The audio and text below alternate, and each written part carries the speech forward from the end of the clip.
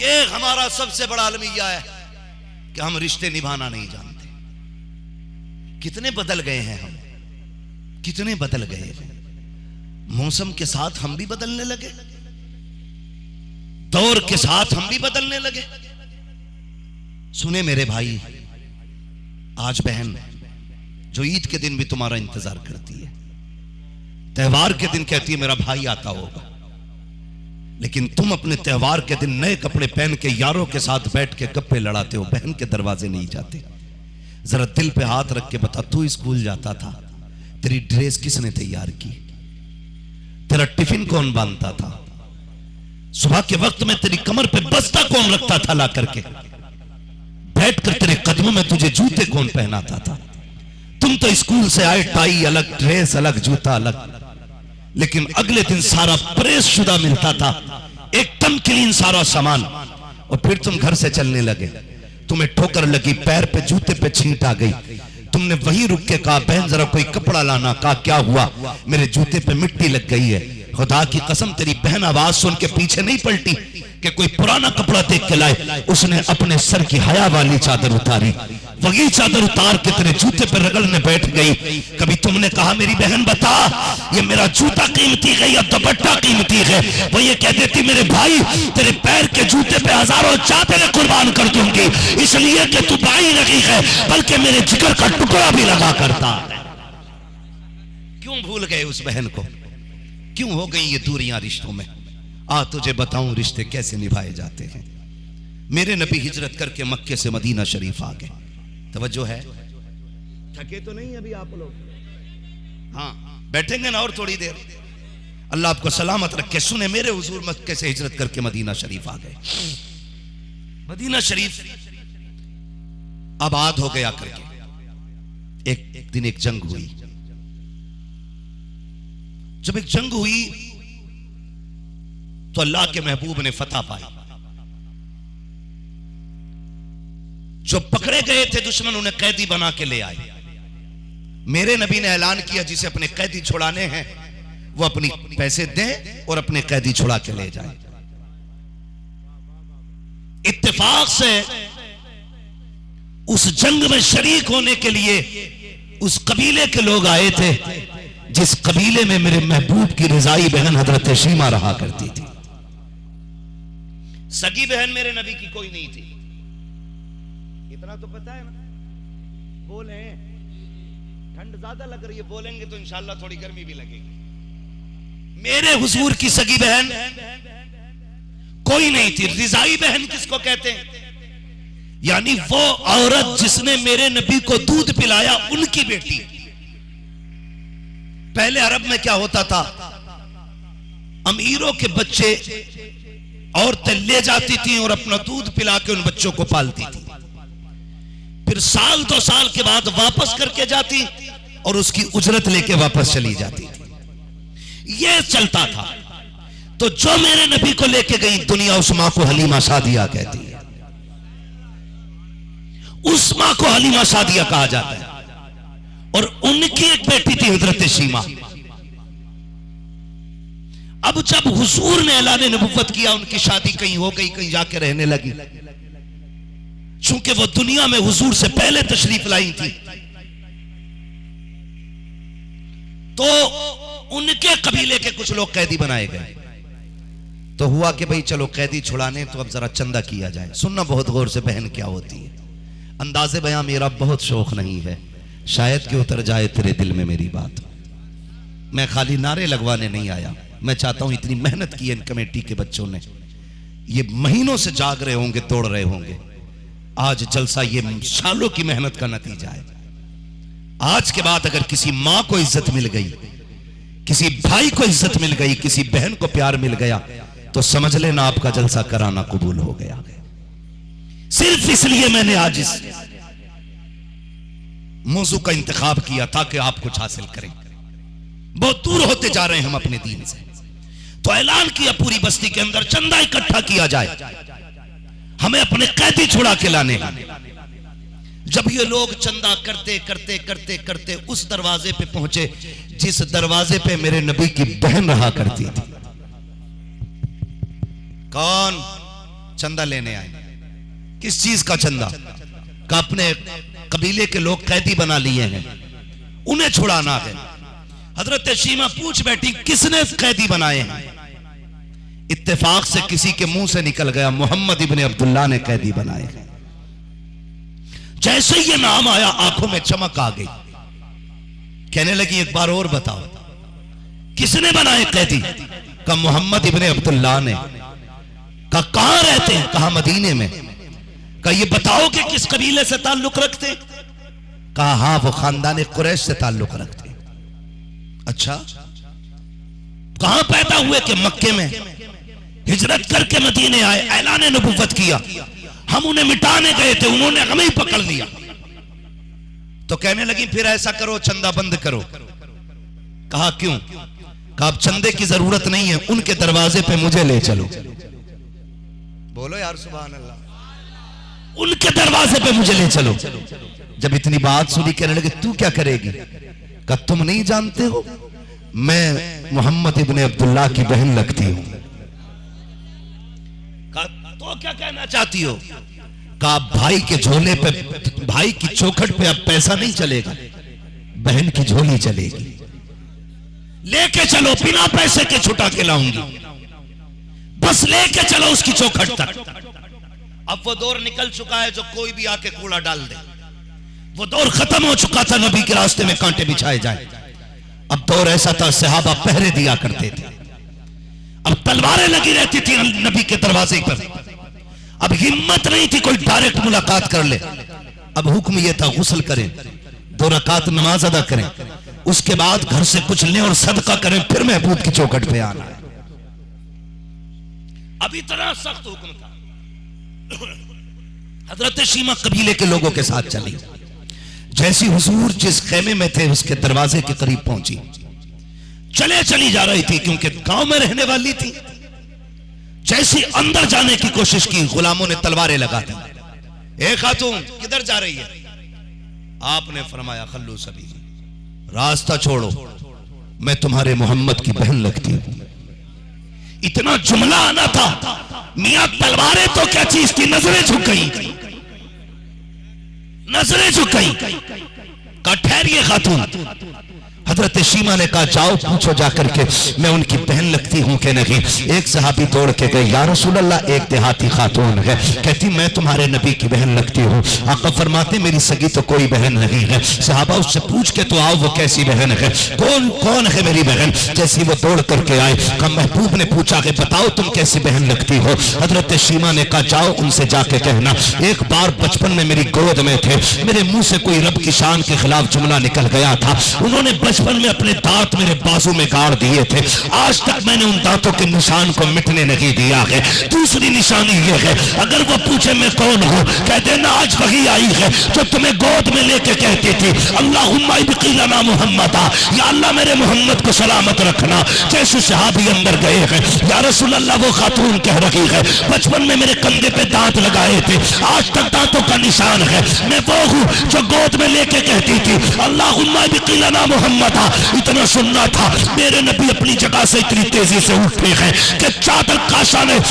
काशाने नबुव्वत से सरक जाती है, शाने नबुव्वत से का चादर सरकी, हुजूर की चादर नीचे आई, आका ने चादर छोड़ दी, दौड़ करके पहुंचे हैं। सहाबा आने दो वो मेरी बहन शीमा है, आने दो वो मेरी बहन शीमा है। अल्लाह अकबर कबीले के लोगों के साथ हजरत शीमा अंदर आ रही है। अब किसी को कोई पाबंदी नहीं है, इसलिए कि शीमा के साथ आ रहे हैं। जैसी अंदर तशरीफ लाई है, सारे लोगों को नबी ने कहा बैठ जाओ। चाहते तो ये कि बहन भी बैठ जाती, मेरे नबी ने चादर बिछाई, कहा बहन आप इस पे बैठ जाइए। ये कौन है? ये वो है जिसकी मर्जी के बगैर जिब्रील नहीं बैठ सकते हैं।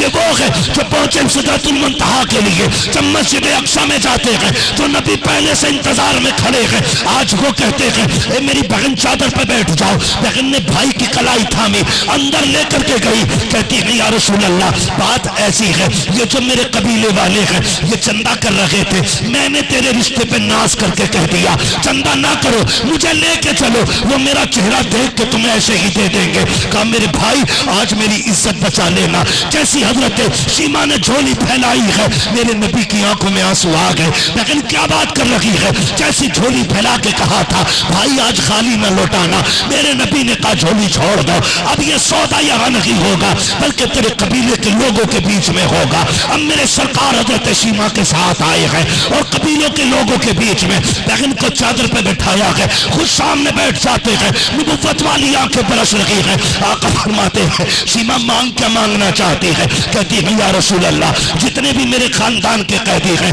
वो सारे आजाद कर दिए जाएं।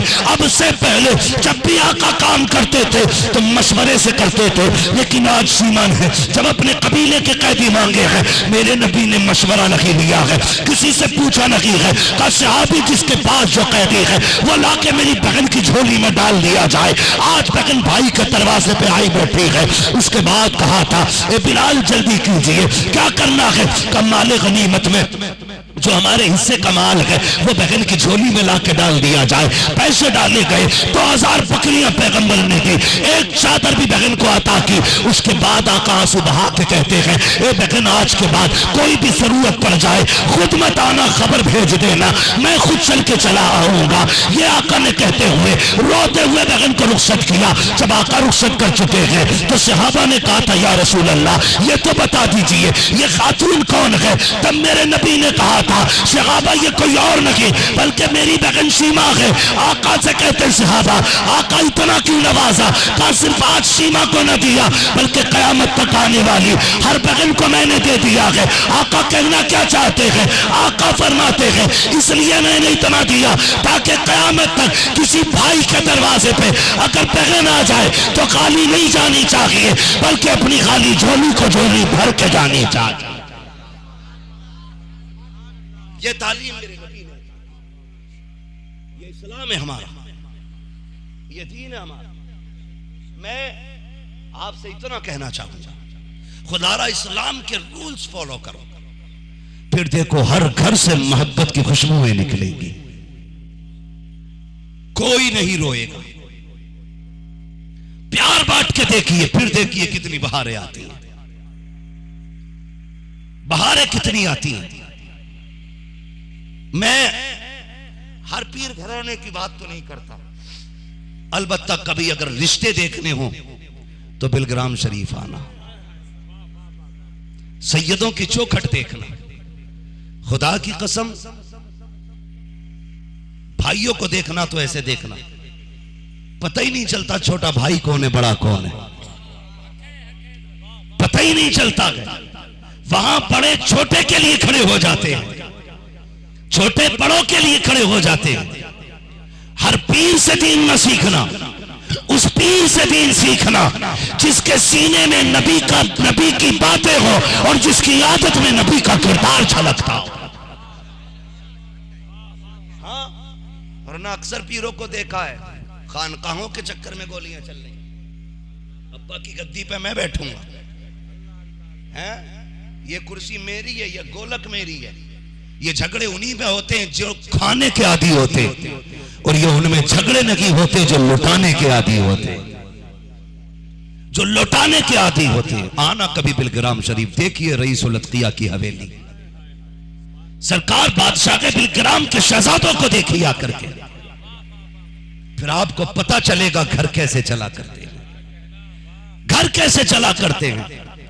खुदा की कसम। और एक बात नूर भाई, आपने कहा ना काश फिर से लौट आए सैयदी अख्तर रजा। जब आप ये पढ़ रहे थे मुझे सरकार बादशाह मियां का एक जुमला याद आ रहा था। मैं हर ढोंगी पीर की बात नहीं करता, लोग अपने मफाद के लिए मसलक के आलादत का नारा लगाते हैं, ताजु शरिया के इश्क का दावा इसलिए करते हैं ताकि लूट खसोट में आगे जाएं। लेकिन सरकार बादशाह मियां साहब किबला, गालिबन कल की बात है,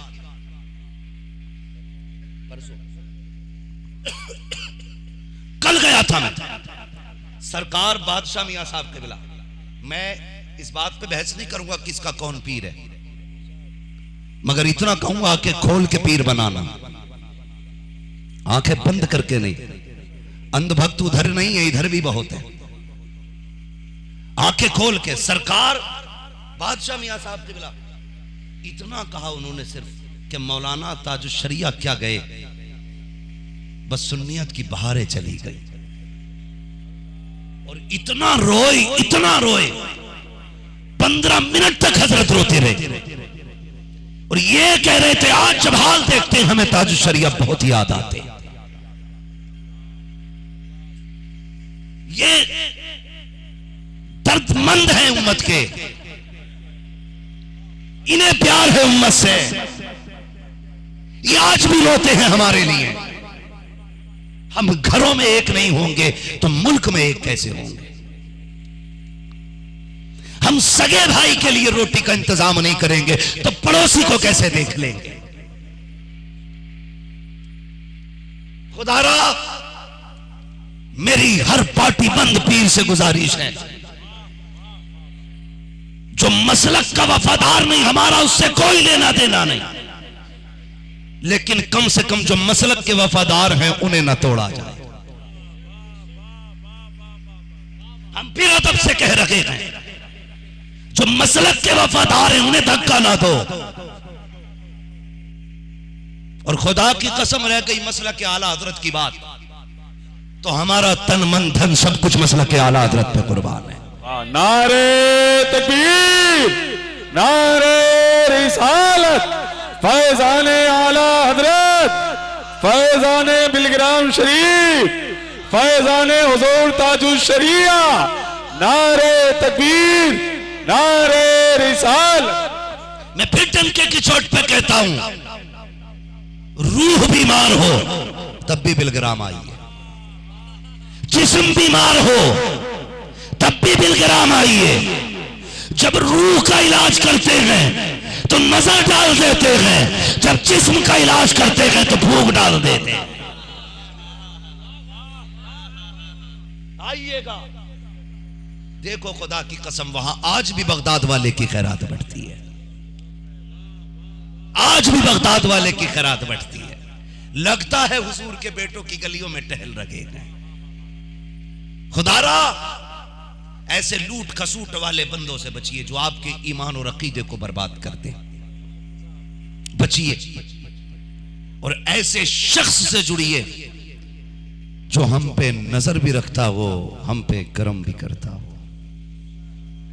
मैं खुदा की कसम खा के कहता हूं, मिंबर पे बैठा हूं, अगर गलत हो अल्लाह आज गूंगा कर दे, मगर मैं सच कह रहा हूं, यहां खड़ी हुई करामतें नहीं, यहां पढ़ाई हुई करामतें बयान नहीं करते हम, जो देखा है हम वो बोला करते हैं। कितनी बार तो ऐसा हुआ कि बिना खबर की आए, पता चला कि उन्हें पहले से खबर हो गई थी, पहले से खबर हो गई थी। और उनके जुमले ये हैं, सरकार बादशाह मियां साहब किबला फरमा रहे थे, मौलाना जो हमसे जुड़ जाता है फिर हम उसे अपने आप से दूर नहीं रखते हैं, वो कहीं भी रहे हमारी नजरों में रहता है। गलती करेगा हजारों की भीड़ में तो हम उसकी इस्लाह करते, हम उसे बताते, हम उसके पैसे पे राजी नहीं होते। हमारी कोशिश ये रहती है ये भी हुजूर के सदक़े में जन्नत में चला जाए। आज किसी प्रोपेगेंडे के बगैर संजीदगी से काम करना ये सबसे बड़ी करामत मानता हूं, सबसे बड़ी करामत। तो खुदारा आप लोग ये अहद कीजिए जब तक जिंदा रहेंगे मसलक आला हज़रत पे कायम रहेंगे। बोले इंशाअल्लाह। मसलक आला हज़रत ये सूफियों का मसलक है, ये शरीफों का मसलक है, ये आतंकवादियों का मसलक नहीं है। ये उन लोगों का मसलक है जिनकी फितरत में भी रहम होता है, जिनकी आदत में भी रहम होता है। इसलिए मसलक आला हज़रत पे कायम रखिए। हाँ, मसलक आला हज़रत पे कायम रखिए और सीखिए मसलक आला हज़रत क्या है। मैं देखता हूं पीर कई कई घंटे भी तकरीरें करते हैं, ठीक है आपकी जिम्मेदारी है, लेकिन जरूरी है कम से कम 5 मिनट में जरूरी बात कह जाया करो। पीर साहब आधा घंटा तकरीर कर रहे हैं, उसमें 6-7 गलतियां मार दी, अब पूरा पूरा साल इस्लाह करते हैं। तो कभी कभी डर भी लगता पीर साहब की तकरीर से, दो चार बातें याद कर लो, वही कर लिया कर। इसलिए कि सुने, अगर आम बंदा फिसलता है ना तो अकेला गिरता है, लेकिन किसी कौम का धर्म गुरु फिसल जाए तो पूरी कौम फिसल जाती है। किसी भी कौम का गुरु फिसल जाए तो पूरी कौम फिसल जाती है। खुदारा संभल के चलिए, आपका कोई गलत जुमला किसी के ईमान का जनाजा ना निकाल दे। दिलों में रहम पैदा कीजिए, रिश्तों में प्यार बांटिए, मोहब्बतें कीजिए और दुनिया को बताइए अगर नबी की तालीम में इतना प्यार है तो फिर नबी की जात में कितना प्यार होगा, नबी की जात में कितना प्यार होगा। पीछे क्यों चले गए थे? डर गए थे क्या? घबराया ना करो, बस अल्लाह आपको सलामत रखे। तवज्जो है आप लोगों को? तो दीन हुजूर का अपनाइए, अखलाक हुजूर का। नौजवानों, इस कमेटी वाले तमाम नौजवानों को अल्लाह सलामत रखे, मुबारकबाद के लायक हैं। इस पैगाम के इंतजाम के लिए रब ने आपको चुना था। आपके जरिए इतनी भीड़ बैठी है, अल्लाह करे किसी मां के चेहरे पे मुस्कान आ जाए, किसी बाप को अपने घर में इज्जत मिल जाए, किसी भाई को भाई से प्यार मिल जाए, किसी त्योहार के दिन कोई बहन बरसों बाद घर लौट आए, तो सिर्फ बहन नहीं आनी है, समझ लेना तुम्हारी जन्नत का परवाना अपने साथ लेके आई। बड़ा काम किया गया आपने और करते रहना। मेरे जैसे जलसे में आए ना आए कोई फर्क नहीं पड़ता, और मेरे जैसे कयामत तक कितने आएंगे और चले जाएंगे, लेकिन खुदा की कसम कल भी महबूब का जिक्र बुलंद था, आज भी बुलंद है, और सुबह कयामत तक मदीने वाले के तज़किरे बुलंद रहने। हुजूर की सीरत बताइए ला करके लोगों को, दुनिया के सामने इस्लाम की सही तस्वीर रखिए। आज भी इस्लाम आगे बढ़ेगा, इस्लाम आगे बढ़ेगा। बच्चों के गोली मार के कह देना हम मुजाहिद हैं, ये इस्लाम नहीं है। इस्लाम क्या, जब पहली बार दिफा के लिए नबी ने अपनी सेफ्टी के लिए, अपनी हिफाजत के लिए, आत्मा रक्षा के लिए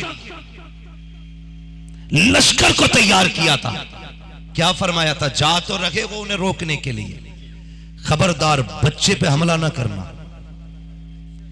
औरत पे हाथ ना उठाना, किसी बूढ़े पे हाथ ना उठाना, और फरमाया जो तुम्हारे आगे हथियार डालते उसे कत्ल ना करना। ये इस्लाम है। फरमाया फिर किसे मारे? कहा जो तुम्हें मारने आए तुम उसे मारो। ये मतलब है जिहाद का। ये जो सोशल मीडिया पे आतंकवादी बैठे हैं, जो मीडिया और डिबेट के नाम पे इस्लाम को बदनाम करते हैं, इस्लाम आतंकवाद नहीं है, मुसलमान आतंकवादी नहीं है। आतंकवादी हैं वो लोग जो आज तक इसकी परिभाषा समझे बगैर इस्लाम को बदनाम कर रहे हैं। कितनी जंगें हुई, इसी से समझ लो बच्चे को ना मारना, औरत पे हाथ ना उठाना, जो तुम्हारे आगे हथियार डाल दे उसे ना मारना, उसे मत मारना, बुजुर्गों को ना मारना, उन्हें मारना जो तुम्हें मारने आए। और फरमाया मारने आए, मार रहे को फंस जाए तब जाए, हथियार डाल दे, फरमाया फिर भी माफ कर देना, फिर भी माफ कर देना। ये इस्लाम है। हमारी उनसे कोई जंग नहीं है जो हमसे नहीं लड़ते। फिर हम उन्हें इस्लाम का वो किरदार दिखाएंगे। मेरे नबी के घर में गोश्त बना, प्याली में शोरबा लिया, पड़ोसी पे पहुंचे, दरवाजे पे गैर मुस्लिम था, कुंडी खटखटाई, आवाज आई कौन? अना मोहम्मद रसूलुल्लाह। कहने लगे हमें दरवाजा नहीं खोलना है। कहा क्यों? कहा सुना है जो तुम्हें देखता है तुम्हारा हो जाता है। फरमाने लगे सुन मैं किसी और काम से आया हूं। कहा क्या? कहा मेरे घर में गोश्त बना था, मुझे अच्छा नहीं लगा मेरे घर में गोश्त खाया जाए और मेरा पड़ोसी गोश्त से महरूम रहे। गैर के दरवाजे पे वो जो पत्थर मारने वाले हैं, वो जो रागों में कांटे डालने वाले हैं, दरवाजा खुला, भरा प्याला गोश्त का देखा। खुदा की कसम फिर सिर्फ प्याला नहीं आता था, प्याले के साथ साथ हुजूर का इश्क भी दिल में उतर जाया करता था। लोग कहते थे यार जो दुश्मनों से इतना प्यार करता है वो अपनों से कितना प्यार करता होगा। आप पे भी जिम्मेदारी और लाजिम है। और मैं सलाम करता हूं अपने तमाम कलमा पढ़ने वाले भाइयों को कि लॉकडाउन के अंदर तुमने वो तालीम दिखाई इस्लाम की। खुदा की कसम बिना धर्म देखे तुमने खाना खिलाया था, बिना साथ देखे तुमने लोगों की मदद की थी, बिना मजहब पूछे तुम खाना खिला रहे थे। यही खूबसूरती है इस्लाम की। और इस्लाम ये भी नहीं कहता किसी को लुकमा खिला के बदले में कहो कि कह ला इलाहा इल्लल्लाह, ला इकराहा फिद्दीन। इस्लाम में कोई जबरदस्ती नहीं है, अच्छा लगे तो आ वरना तेरी मर्जी है। ये है इस्लाम और यही हमें लोगों के सामने पेश करना है। मेरी मां बहनें बैठी हैं, तुम पे भी लाजिम है शोहर की इज्जत करो, सास ससुर का एहतराम करो।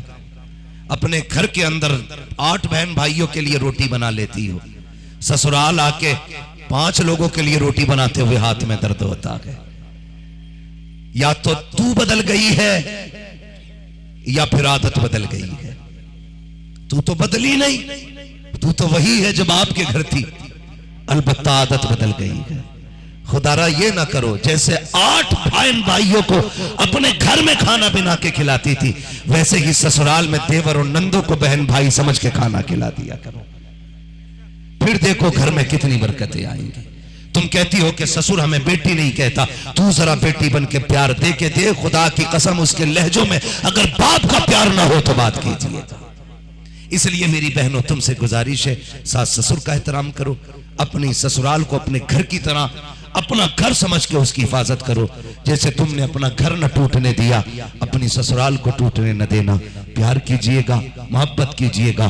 फरमाया गया लक़द कान लकुम फी रसूलिल्लाहि उस्वतुन हसना, मेरे महबूब की जिंदगी आपके लिए बेहतरीन नमूना है। हुजूर के किरदार को अपनाइएगा, हुजूर के अखलाक को अपनाइएगा, अपनों को माफ कीजिएगा, झगड़े बंद कीजिएगा, 1-2 इंच के लिए गोली ना चलाइएगा। अपने बाप का बेटा समझ के माफ कर दो, खुदा कयामत के दिन तुम्हें मुस्तफा के उम्मती होने की वजह से माफ फरमा देगा। करेंगे इंशाअल्लाह माफ, बोलो इंशाअल्लाह। मगर क्या करें, पूरी खेती नहीं देखेगा, मेड़ ही काटेगा, जाके मेड़ काटेगा। इतने चालाक हो गए अब्दुल कादिर भाई लोग, अंदर अंदर से कुरेद रिया, ऊपर घास का एक दिन का नहीं टूटेगा, अंदर अंदर से खोखली कर दी। जब पानी भरा पूरी मेंढ गिर गई खेत में। पड़ोसी आया, बोले ये क्या हुआ, कल तो इतनी छोड़ी थी। तब पानी बहा भरा तो बह गई। अबे बहती तो पूरी बहती ना, ये 3 इंच क्यों रह गई? तो पता चला रात भर कुरेदता था चूहे की तरह। याद रखिएगा, मेंढ की करवट में बरकत नहीं है। अल्लाह चाहता है तो एक कोने में बरकत अता कर दिया करता है। किसी की 1 इंच ना लेना, 1 इंच मत लेना किसी की। हो सके तो अपनी छोड़ देना। जो बांटना जानते हैं वो कभी फाके नहीं रहा करते हैं। खिलाने की आदत देखिए, फिर देखिए अल्लाह कितनी बरकतें देगा, फिर कितनी अल्लाह बरकतें देता है।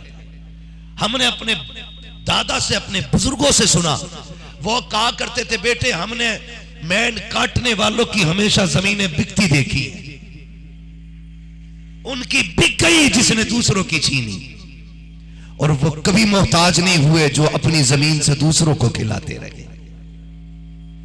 खिलाया करो, अपनी रिस्क में दूसरे का हिस्सा रखना है।